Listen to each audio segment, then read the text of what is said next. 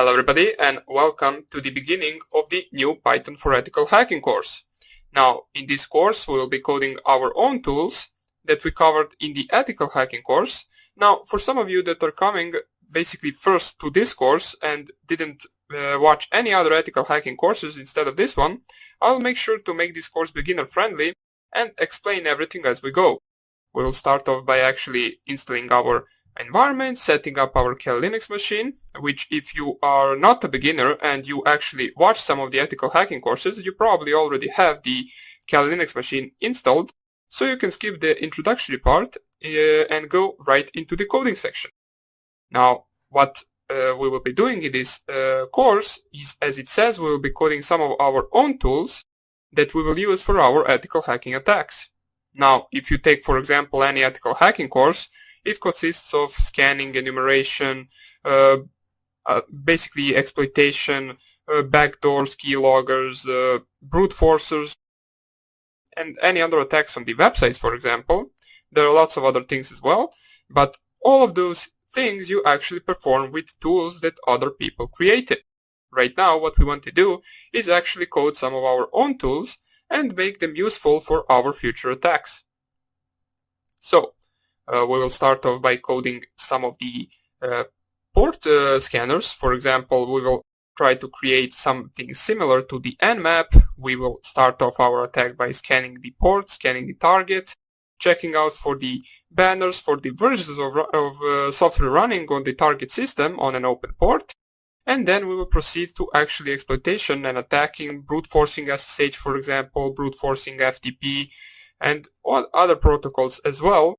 We will also code the reverse shell, which if you're coming from my previous ethical hacking course for beginners to advanced, you probably already have an idea what the reverse shell is, since I covered it in that course. But right now, what we will do with that reverse shell, we will take and add some different functions and try some different things with it, as well as actually maintaining everything we did in the ethical hacking course.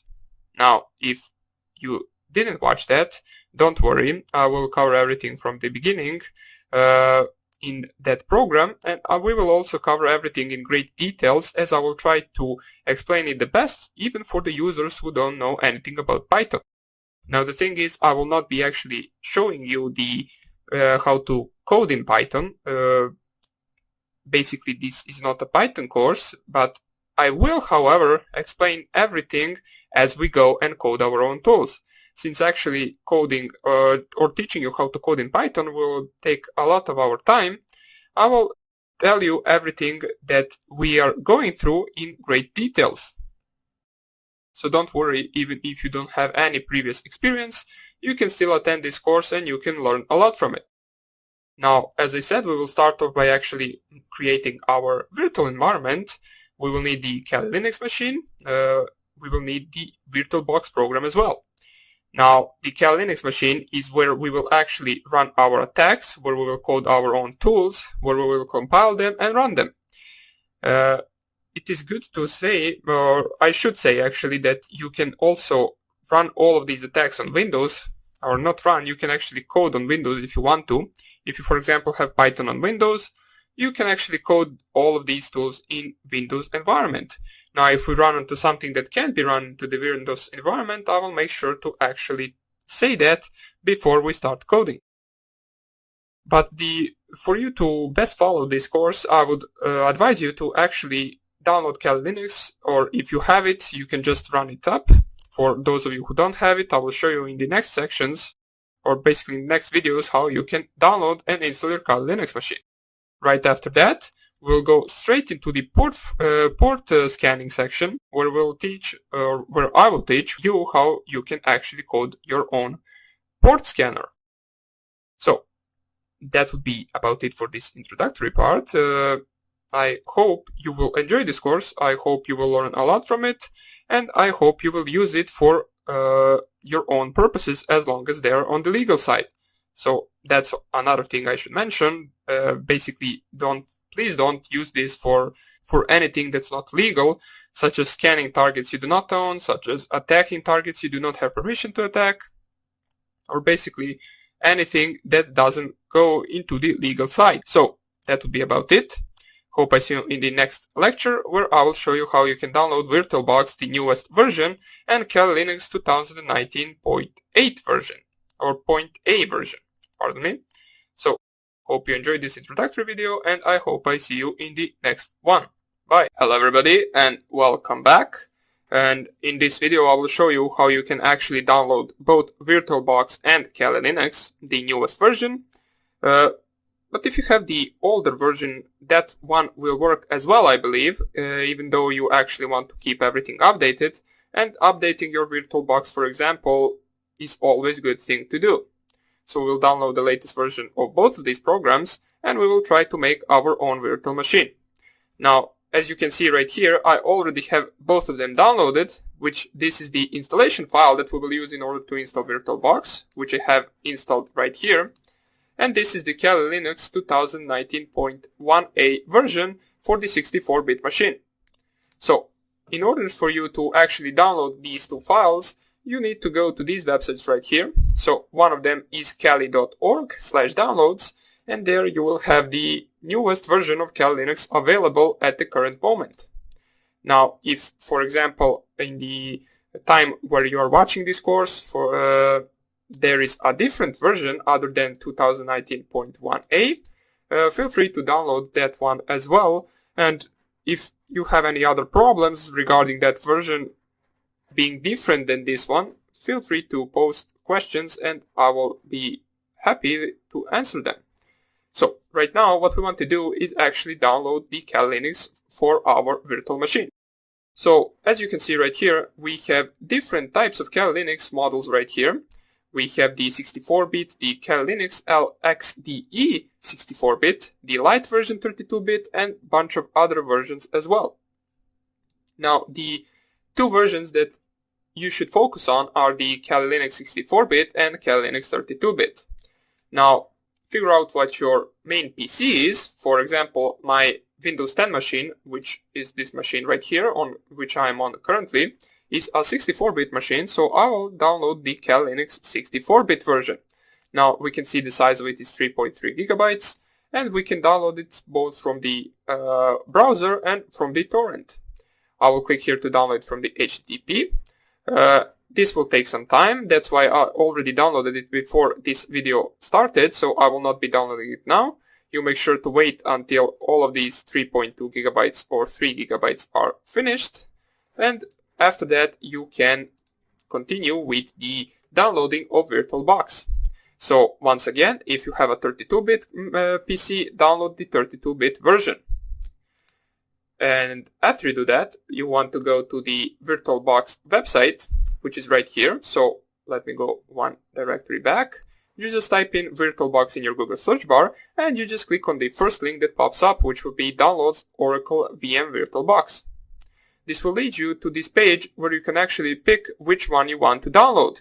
As we can see, VirtualBox, the current version is 6.0.4. The platform packages, as we can see, they are separated for Windows hosts, OS X hosts, Linux distributions, and Solaris hosts. Now make sure to pick the version on which your main software, or pardon me, main operating system is running. For me that is Windows, since I am using Windows 10. So I'll just click right here on Windows hosts. And as you can see, it will start downloading the VirtualBox 6.0.4 version for me.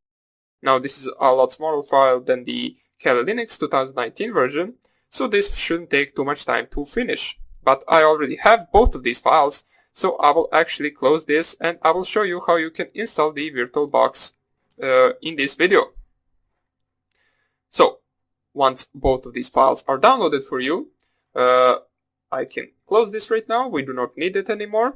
What you can do is actually paste them both on the desktop, as it will be easier for you to find them. And right now we are only interested in this file right here. So this is the installation file for our VirtualBox.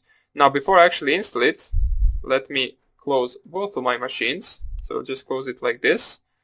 This is just a virtual machine, and this is the actual interface of our VirtualBox, which I will show you just in a second, right after I show you how you can install it. So what you want to do is double click the installation file. It will say preparing to install, and basically all you want to do is just click next on every question it asks you. So right now, if I click here next, this part right here is something you won't have. Now, I have this because I already have VirtualBox installed, so it asks me to modify, repair, or remove installation since it can't really install it twice. So I will just remove my current VirtualBox. I will just click here remove. As I said, you will not have any of that. You can just proceed to the next step. I will click here yes. It will remove my VirtualBox. Currently, as we can see right here, it should be removed any second. And right after that finishes, I will show you the true process of installing VirtualBox, which will be basically just clicking next on every step. As we can see, I don't longer have the VirtualBox right here, so I will just click here finish. I will double click this once again, and we can see I will just go next on every step. So create start menu. If this is not checked for you, make sure to check it, so it actually creates a desktop icon for you on your own desktop, so you can actually easily navigate to the VirtualBox. So just click here next, proceed with the installation, yes, and then install. This shouldn't take too long. It will prompt you for the administrator password. Basically, if you allow this application to make changes, you press yes, and this will download in just 10 or 20 seconds or something like that, and you will be good to go. Then you can open the VirtualBox and we can proceed to the actual creation of our Kali Linux virtual machine. So it has finished. As we can see, we want to check right here Start Oracle VM VirtualBox after installation and click here Finish. Now we wait for the window to open up, this same window you saw previously, and this is something that you won't really have. So all of these are virtual machines that I actually created before. You will not have any of these if you are currently installing the VirtualBox for the first time. If you are not, if you already have Kali Linux machine and VirtualBox installed, you're probably skipping this section anyway. So all you have to do right now is actually click here on the new button right here. Now this new button right here basically presents the new virtual machine. So once you click on this, it will ask you for some of the questions in order to create for you the new virtual machine that you will use.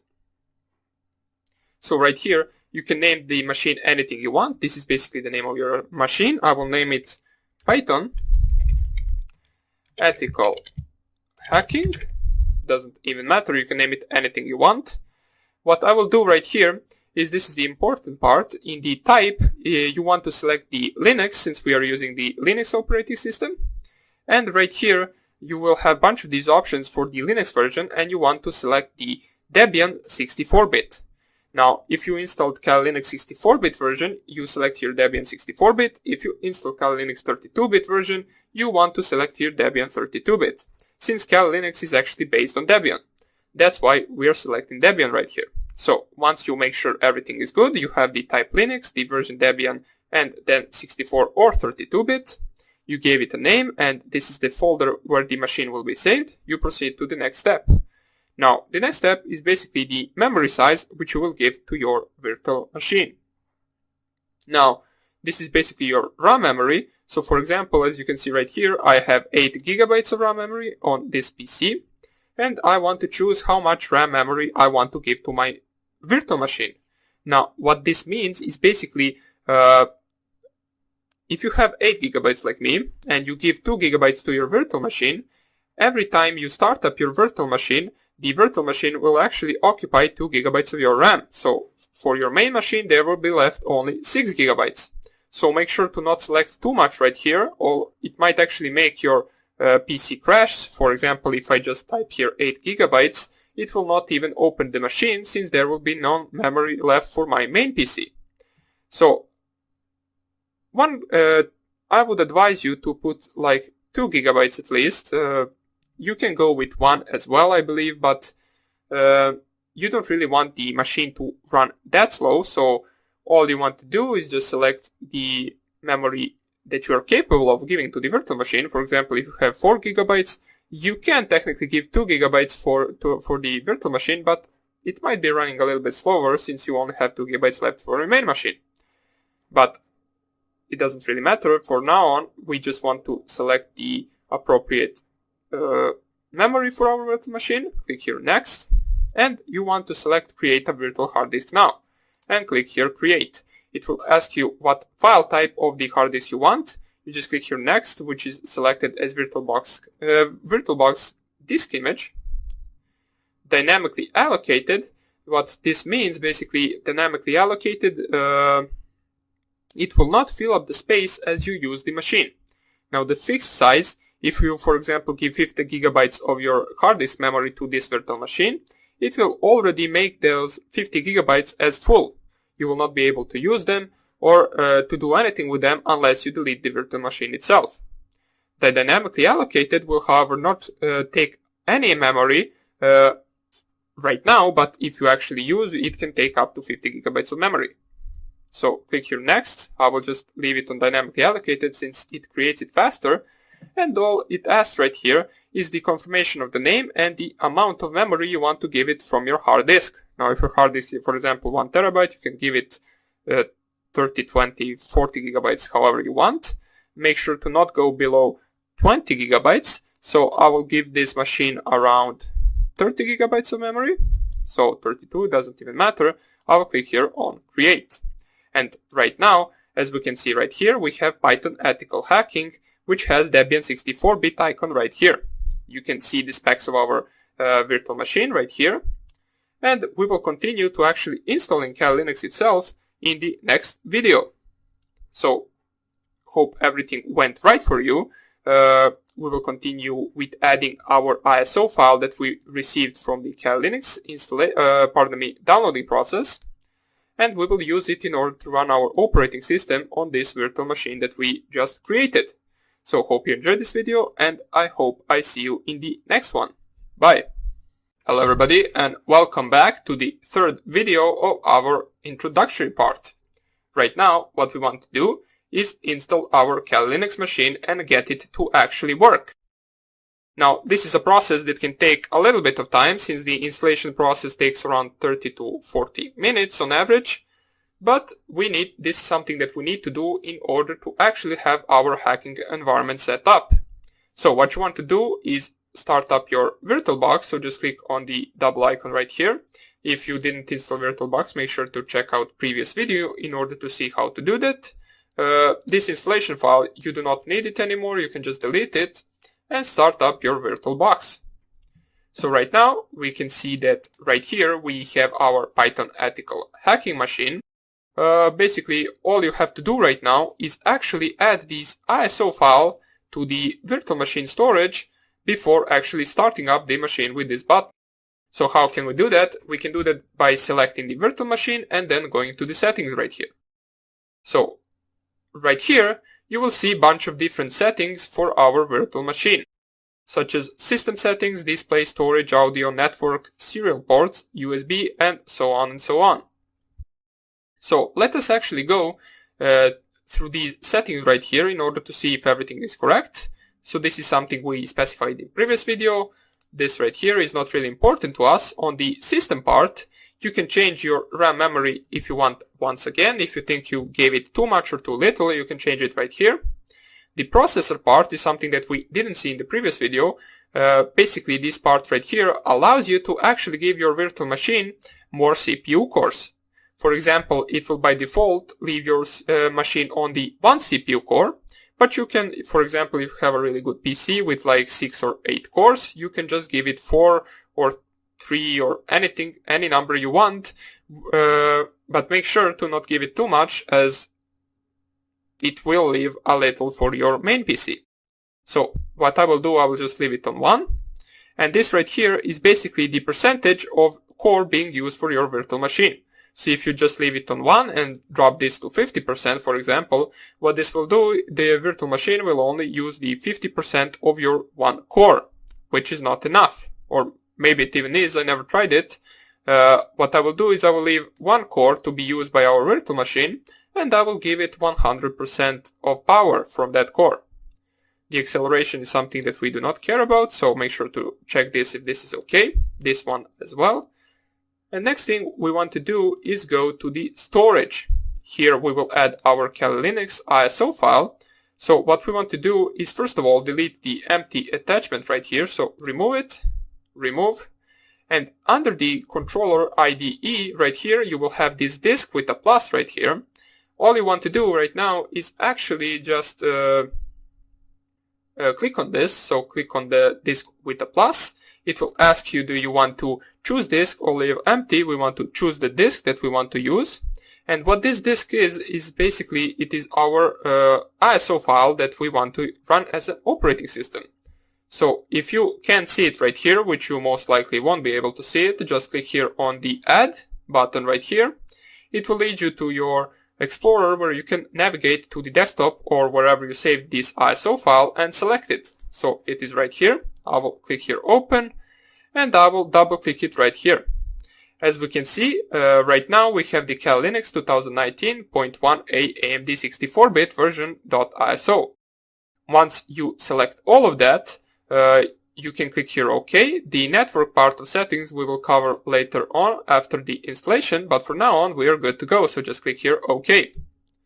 Once you finish that, you are good to go and you can actually start up your virtual machine running Kali Linux. So just click here on this green arrow right here, which says Start. It will open up this window, which is our virtual machine. As it says right here, VirtualBox version 6.0. And all we want to do right now is actually select either one of these two options. So graphical install or install. Now you can proceed to go with any of these two you want. Basically they are the same, just the graphical install is a little bit prettier. But I'm used to going with the regular installation, so I will just click here Enter on the install. Now before we continue, you might have noticed, let me just enlarge this so you can see it better. You might have noticed that we can't actually navigate with our mouse anymore. So in the installation process, you can navigate only with the arrows and with the Enter. So click here either graphical install or regular install, and this will start the process of installation of Kali Linux for us.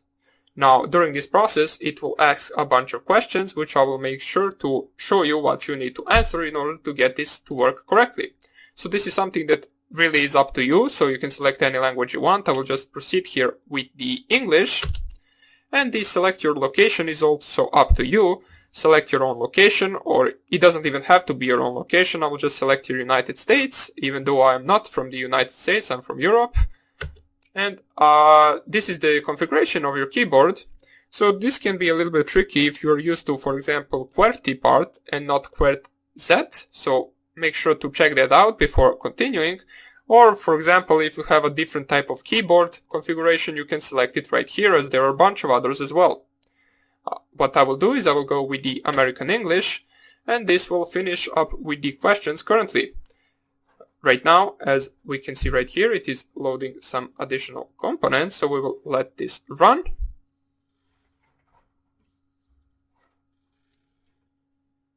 And hopefully our process of installation goes without any errors. Now once again, if you encounter any errors, make sure to post a question and I will be gladly answering you on your problem. So we can see configuring has finished. And right now, it asks us configure the network. Please enter the hostname for this system. The hostname is a single word that identifies your system to the network. If you don't know what your hostname should be, consult your network administrator. If you're setting up your own home network, you can make something up here. Now, this is completely up to you what name you will specify right here. I will just leave it as Kali. Basically, this is just something that will pop up in your terminal every time you open it. So you can just type here anything you want. I will just go with Kali. So navigate with your arrows to continue and press here Enter. It will ask you to configure the domain name as well, which we do not need at the moment. So right now, I will just leave this empty and click continue here as well. So right now, it will ask you for your root password. Now here you basically type any password you want, make sure to remember it or else you will not be able to log in into your root account on Kali Linux machine. So just type here anything you want. In my case I will just use test 1234. As we can see, if I go on to the show password in clear, oops, Yeah, arrows don't seem to work. Okay, so here it is. You need to press spacebar in order to show password in clear. So test 1, 2, 3, 4. And I will go to the continue, where it will ask me to actually re-enter the password. So re-enter once again, test 1, 2, 3, 4, and go to the continue. Configure the clock. So basically, this is also optional. I mean, you do not really need to select your own time zone. You can just go with anything you want. But if you want to have the correct time and everything correctly, you can just specify the correct settings. So I'll just go here with Eastern. And let's see what will pop up next. I believe right now it might actually start the... Oh, there is the partition disk. I forgot about this part. So all you want to do right now is actually just click here, enter on the guided use entire disk. Now the encrypted disk we will not install since it is not really needed for this course. So we will just go with the guide use entire disk. Click here, enter. It will select disk to partition, and you will most likely have only this one disk that you selected, which is around 30 gigabytes as you remember when I specified it. So just click enter on that one. And for this part right here, you want to select the all files in one partition. As it says right here, it is recommended for new users, and if you're watching this video, you're most likely a new user of this, so you want to go with this so it doesn't present us any other problems. So just select here all files in one partition, click enter, and right here click finish partitioning and write changes to the disk. What this will do is it will ask us once again if we are sure we want to write the changes to the disk, as it says right here, if you continue, the changes listed below will be written to the disks. Now don't worry, this is only referring to your hard disk that you specified in the creation of virtual machine, which is only 30 gigabytes if you specified it like me. So this will only change write changes to that section of your hard disk. So write changes, yes, and this will actually start the installation itself. So what we will do, we will let this run, and I will see you as soon as a question pops up or anything that we need to answer in order to continue the installation process. So here we are at our first question that popped up, which is the configuration of the package manager. Now it says right here, a network mirror can be used to supplement the software that is included on the CD-ROM. This may also take newer versions of software available. Now what you want to go right here is select here yes, use a network mirror. So click here on yes. And the next part right here is the HTTP proxy information, which we do not really need to specify. So right here we can only just continue without typing in anything right there. Now what this will do is it will actually configure the APT as it says right here for a few moments, and then soon I believe it will prompt us with the grub bootloader question, where we actually want to select yes and install the grub bootloader to the master boot record. Now don't worry, I will read it out loud once the question pops up, and I will also tell you what you need to do. And I believe right after that will be the last question that will pop up, and the process of the installation of Kali Linux will finish then, and we can put up into our new Kali Linux machine. So let's just wait for this configuration of the APT to finish, and then we will continue. So let's wait for this.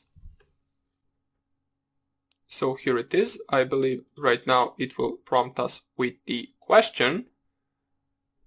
Not really sure why the screen is blue, but hopefully it will go away soon and we will get our question prompted.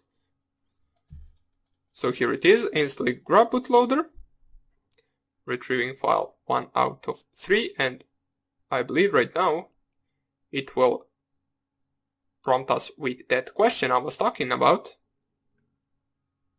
And here is the question. So you can read it if you want, or I will read it right now, as it says, it seems that this new installation is the only operating system on this computer. If so, it should be safe to install the grub bootloader to the master boot record of your first hard drive. Now you might be asking, well, this isn't really our first installation operating system. You have your main Windows machine, for example, system, but this is not referring to that. It does not know that it is run as a virtual machine. So basically, for this virtual machine, this is the first operating system, and we want to actually install the grub bootloader to the master boot record. So right here, select here yes and press enter, And all you want to do right here is basically device for the bootloader location, scroll down to the /dev/sda and click here enter as well. Now this will continue, or basically this will finish the installation of Grub bootloader, and this will also finish the installation of our Kali Linux machine.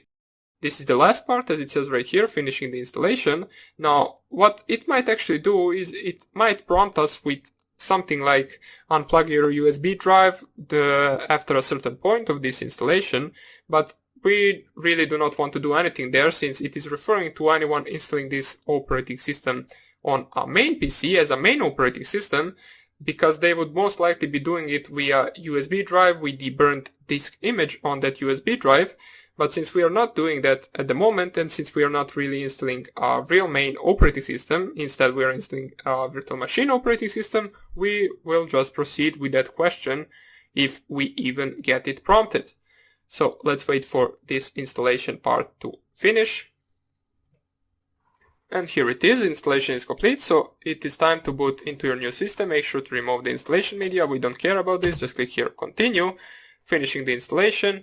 And as soon as this finishes, we will be able to start our Kali Linux machine. I believe this will not take more than a minute or two, so don't worry. The longest part of our installation has actually been finished already, which was the installation part itself, and this is just some additional packages it needs to install or configure in order for our Kali Linux machine to actually start. So here it is finished. Right now we are rebooting or booting into our Kali Linux machine. Right here you can just let this run by itself, or you can press enter. It will load some of the components and it will start up our Kali Linux machine. Now I need to show you how you can log in, since if this is your first time, which it most likely is, you need to know the username, and you will also need to know the password that you specified in the installation process, so make sure to not forget that. The username for the logging in into the root account on Kali Linux is basically just root, so you just type under the username section root. It will be the same for everyone, and after that it will prompt you for a password where you actually just type the password that you specified in the installation process itself. So right now we will wait for that window to, or basically for that login to get prompted to us, and then we will specify everything we need in order to log in. So here, this is the login screen of the Kali Linux machine. You just type under the username root, and under the password you just type basically the password that you specified in the installation, which in my case it is test1234. Press enter and it will prompt you with your desktop for your Kali Linux machine. Now I will not be explaining in details the environment of Kali Linux itself, since this course is not really aimed towards that. So with a little bit of actually exploring additional videos or additional parts of the internet, you can actually find out a lot of great things about Kali Linux if you're new to it. Of course, I will make sure to explain everything that we use and everything that we need in order to actually make our programs. And also, if you might notice right now, since we are at the login screen, you might notice that our screen isn't really that big. It is only squared to this part right here. We want to make sure that our Kali Linux machine is full screen, so we can get the full quality of this video, and we do not need to really watch a small screen display. So I will show you that in the next video. That is something that you should really do in order to get the best out of this installation. So that would be about it. As we can see right now, we have our Kali Linux machine opened, and I will show you how to make it full screen in the next video, as well as some additional stuff you might need to do. So hope you enjoyed this tutorial, and I hope I see you in the next lecture. Bye! Hello everybody and welcome back. And in this tutorial I just want to show you how you can make your Kali Linux machine a full screen. Now I already recorded this video, but for some reason the video didn't have audio on it. So you might be asking, why are you not just redoing the video and showing us everything from the beginning? Well, basically something really interesting happened, and by interesting I mean there was an error that occurred, and I was still able to get the full screen mode in Kali Linux, but I just want to show you how you can get it And if you encounter the same error, what you need to do in order to actually get your Kali Linux into the full screen mode. Now that's why I will be running just the actual video of the screen recording that I saved while I was trying to make my Kali Linux full screen. I will narrate over it, don't worry. Let me just find which one was it. I believe it was the 23 minutes or something like that, so it was a rather long video. So here it is. And let me just put this into the full screen mode. So as you can see right now, I already, or not already, I still have the regular Kali Linux small box machine. It's still not full screen. And let me just show you what I did in order to get it to the full screen. So I opened up my terminal, as you can see right here. So just click on the icon on the left right here in order to do that, which you should know by now. Open your terminal, and here I'm typing the command prompt in order to open my command prompt on Windows so I can show you what the terminal actually is in Linux. So basically both of these are actually the same. The command prompt, which you might have actually encountered sometime on your Windows machine, is basically just a program that allows you to execute system commands, while basically the terminal in Linux is the actual same thing. Just this is in Windows and this is in Linux system. So let us continue. Let's see what else I showed right here, which I can't really remember. I will just go over every step I did in order to get the Kali Linux machine to be full screen. So let me just see. I opened up my Firefox, and yeah, the reason why I opened Firefox is because we have to find the repository on the Kali Linux website, which allows us to specify the link in our sources.list file. Now, for those of you who are new, you probably have no idea what I'm talking about, but don't worry, this process, I will show the entire process of actually doing it. So what I did is basically I just opened the Firefox, then I closed these basically windows, these two windows that pop up by default, and I just want to actually go to the official Kali Linux website. So as you can see, I'm typing right here Kali repositories.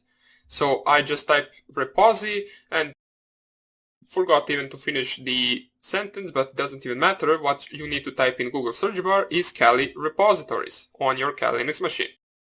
Once you do that, you will go basically to the first link, which is Kali docs-Kali Linux, which is on the official site of Kali Linux. As you can see, this is the link. And all you want to actually find is the resources that we want to, or the repositories that we want to actually specify in our apt sources.list file. And those repositories, as you can see, I'm trying to find them. Here they are. You need to actually get the Kali rolling repository, as I am specifying right here. So you just go down, scroll down, and copy this part right here. Copy the entire link. As we can see, currently I am copying it, so we can specify it in our sources.list file. Then let me just go right here. So I opened after that my terminal, and right now what I will do is I will navigate to the sources.list file. Currently I am in the root directory, and I will navigate with the command called cd. As we can see, this ls command, once you type it in your terminal on Kali Linux, it will just list the directories in the current directory. So these are all the folders in my root directory. And with this cd /apt, I'm changing my directory to the /apt directory. And right now, if I specify ls once again, you can see in that directory, here is our sources.list file that we need. Now let me just go a little bit back. So what I did right here is I used the command nano sources.list, and what nano command does basically is it opens something similar to the notepad, so you can edit the file in there. It is a program that comes pre-installed in Kali Linux, and you can use it to nano any program, any file, any text file in order to see its contents and in order to change its contents. So we want to nano the sources.list file, which we found in the /etc/apt directory, which we navigated with this command cd /apt. Once we open that file, you will see that this is specified in that file. Now, we already have the the thing that we copied, as we can see if I paste the thing that I copied from the Kali Linux official website, you can see that these two links are the same. Now if in your case they are not the same, what you want to do is you want to actually delete one, or not delete one, you want to paste the one that we copied in case that the one that I opened right here is not present. But since you can see in my case I already have two the same links, so I will not need this one. So as you can see right now, I will delete it from here. All these other links that are under the hashtag are the links that won't be used, and don't remove the hashtags from them since we don't really need them currently. So all you have to do right now in order to save this, so as you can see I'm just showing you what hashtag does, you need to leave it like this, so with one link. You want to Control O to save. Let me just see when do I do that. So it should be Control O to save, then Enter, then Control X to exit the program. So let's go a little bit forward. As we can see, I press Control O, it asks me file name to write, sources.list, you press there Enter, and then you Control X to exit. So let me just go forward, and as we can see, right after you do that, this is the command that you want to run, apt-get and then update. So once you run that, it will take a few seconds to finish, so let me just move that. As we can see, it finished. I use the clear command to clear my screen, which is an optional, you don't really need to use it. And the next thing I do is apt install linux -headers. Now let me just see when I write the full command right here. So I will explain everything this command does, even though it doesn't really matter, you just need to run it in order to install the headers. And basically what this command does is it installs the Linux headers currently needed for our Kali Linux version. This command uname-r, if typed in terminal, will basically just print out the version of headers needed, or the version of headers that are currently on your Kali Linux machine. But with this command I specify to install the headers that are already made for my Kali Linux version with this command right here. So we let this run. It shouldn't take too long. Oh yes, here is the error that I encountered, which is basically a lock appeared. Anytime you actually get this error during the installation of any program or apt update and upgrade, it will say could not get lock and then the path to the lock. Now there are 3 locks, and in case you get this error, all you want to do is actually delete all these 3 locks. Now if you don't get this error, don't worry, you might not even get this error, but in my case I did get, so I had to delete all of those 3 locks. The first one is specified with this path right here, so you just use the rm command, which stands for remove, and then you just copy this path right here and paste it after the rm. This will delete the lock at that path, and then you can proceed to download. But as you can see, there will be a second lock that will appear on different path, and you will need to actually delete that one as well. So as we can see, I removed the lock right now, and I try once again, and right here you see that I actually have another lock on different path, so you just copy this path as well, and you perform the same rm command in order to remove that lock. As we can see here, I am explaining that, so let us remove it. As we can see right now, I removed it, and I tried to run the apt install Linux headers once again, and this is where I got another error for the third lock and last lock, which you need to delete before you actually are able to download this. Now the lock is at this file, so you just copy this file, you specify rm once again, and delete the lock at that path. And right now, if you run the apt install Linux headers once again, you will be good to go, and you will be able to actually download them in case you don't have them. Now in my case, let me just go this way forward, in my case it was already the newest version, so I didn't have to download. Now let me see what I did next. So I will just forward this. Okay, so right here, after that, what I did is basically I went to my, let me just show you because I already passed it. So after you install the Linux headers, where you want to go is you want to go right here to the devices. So let me just let this run. So devices. Then you want to insert guest edition CD image. So click on that.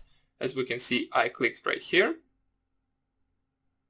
And it will prompt with this window saying, contains software intended to be automatically started. Would you like to run it? What you want to do is press cancel right here, since we do not want to automatically run it because it won't really work. So what you want to do is run a few commands and basically install the VirtualBox Guest Edition themselves, and you will be good to go and be able to actually get the full screen Kali Linux. As we can see right now, I'm installing some VirtualBox Guest utilities, as I believe that I did it. So let me just see right here. apt get install VirtualBox and then minus guest minus utils. So you just press here Y. If it asks you do you want to continue, you press here Y for yes and N for no. And it will download those utilities for you. So let's go forward. Not really sure how long this took. It took quite some time, so a few minutes. It didn't prompt any questions during the installation. And right after you do that, what I did, oops, let me go one step back. So right after I did that, I changed my directory to this directory. So I changed my directory to media, and from there I want to change my directory to CD-ROM 0. Since there is where my VirtualBox guest editions are, which I imported previously with devices and then insert VirtualBox guest editions. So I go there, I will probably type CD, okay, so here it is. And then we can see a bunch of programs right here. The program that we're interested in is the VBox Linux editions.run. All of the other programs, as you can see, these .exe programs are for Windows. So you want to copy the VBox Linux editions.run, and what you want to do is basically just run that file. So as we can see, in order to run that file, you need to type sh and then ./ and then the name of the file itself. Then you can press enter, and this will start actually downloading or installing the VirtualBox Guest Editions for you. It says, do you wish to continue? I just pressed here yes, and it started installing it. So let me just forward this, so we don't wait for the installation. Okay, so it is still installing, and here is the error that I actually got right after it. As it says, VBox client failed to register, resizing support. Now, this is the error that you might get or you might not get. Basically, as I was saying in this video, but the audio didn't really record it, I was saying that the installing of the VirtualBox Guest Editions is most likely different for every Kali Linux version, and it really often gives some errors back. But the best thing you can do is actually just reboot after the error, and it might actually even work after that. It probably will work, or unless you actually specified something wrongly in the commands and you actually get a real error. This is not something that we should be worried about, so if you get the same thing right here, don't be worried. As you can see right now, all I did was just reboot the machine with the reboot command. So let me just show you.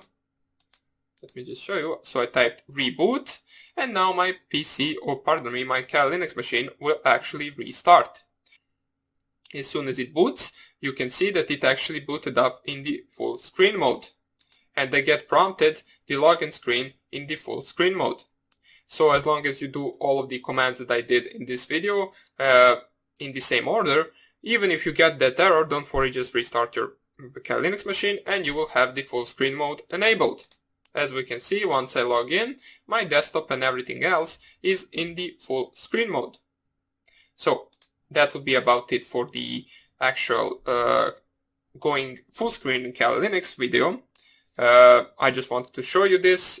Basically, as I said, I didn't really redo the entire process itself, since I just wanted to show you in case you get the error as well, so you know what you need to do. So that would be about it for this video. I hope you enjoyed it, and I hope I see you in the next one. Bye. Hello everybody, and welcome back. And in the previous videos, I showed you how you can actually install VirtualBox, Kali Linux, and your VirtualBox Guest Editions in order to have our Kali Linux machine in full screen mode. So right now, we can actually start to introduce ourselves with the Python environment in Kali Linux. So this is the similar desktop to before, to in the previous video. And right now, just open up your terminal. Basically, you can enlarge it if you want to. It doesn't even matter. I will zoom in just in case so you can actually see it a little bit better, which I will do with the view and then zoom in right here. It just makes you actually see this better and in larger letters. What I will do right now is I will actually make my terminal background not transparent, so you can basically see the code better once we actually start coding. So I will do that with the edit part, then preferences. Then let me just find it. Okay, so it is under colors section right here, transparent background. You can change it right here. I will just leave it to be completely black. Now you can leave it anything you want. You can make it fully transparent. You can make it different colors and so on and so on. But it is not really the part of our course. So all we have to do right now is actually open up the Python in order to show you the Python interpreter and how you can actually use Python in order to create programs in Kali Linux environment. So first of all, before we do any of that, let's ask ourselves, why are we even doing this? Why are we coding our own tools? Why are we using Python and not some other programming languages? Well, basically the idea behind actually teaching people how they can write their own tools is to differentiate you from basically anyone that's using the tools. Now, it is in the hacker world referring to as a script kiddie, is someone that always uses different people's tools and doesn't really know how they work in the background. Now, programming knowledge and coding those tools actually gives you an in-depth view and actually a better understanding of how those tools work and how does the process of attacking really work. And also one more thing, those tools that you use from other people, that you either download from GitHub or that you actually get from the Kali Linux itself, since Kali Linux comes pre-installed with a bunch of different hacking tools, which will not be the part of this course. Some of those tools will break sometime. So what you want to do in case some of those tools break and you need them, you can learn to code them yourself and use them whenever you actually want.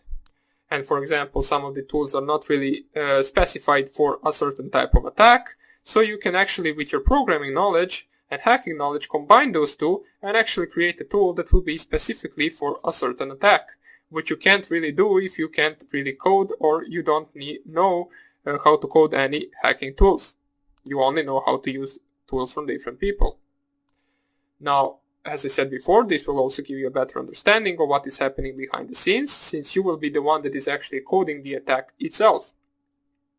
Now, the reason why we are using Python is basically from two reasons. First of all, the Python is you can say the hacker's programming language, since it is a scripting language and it allows us to create programs really fast. For example, C is a low-level language, and anything we actually code in Python in this course will take a lot longer or significantly longer to code in C. Python is easier, and also basically I chose this language because I will not be teaching you the programming itself. If you are in the position to, please, you can just take any Python programming course, beginner course, it doesn't even matter. You can just look at some of the videos at YouTube, so you can see the syntax for the Python. You will understand all of this a little bit better and easier, but don't worry if you don't want to or don't have time to do that. I will explain everything as well, just not in that detail, since we will be mostly focusing on the hacking part of the code itself. So, in order for us to actually open Python in Kali Linux, you just open up your terminal as we did right here, and all you have to do is just type Python. Now what this will do is it will open up the Python interpreter right here, where we can actually execute these commands or basically execute the program itself. Now Python interpreter is not really something that we will use in order to make our programs, but you can also always use it in order to test a certain part of the program, since it gives you the error right away. For example, there is an import function called import OS, which imports a library, and as you can see, if something like this happens right here, which you get 3 error and then 3 error once again, it means it executed properly. But if I try to import something that doesn't exist, which is OSS, it will give me a name saying no module named OSS. So this is Python interpreter. We can use it just to simply check our syntax if it is correct or not before actually putting it in the program itself. But another thing you might actually notice is that this is the Python 2.7.15 plus. So basically this is the Python 2. The Python 3 you can open, let me just show you how, with the Python and then 3.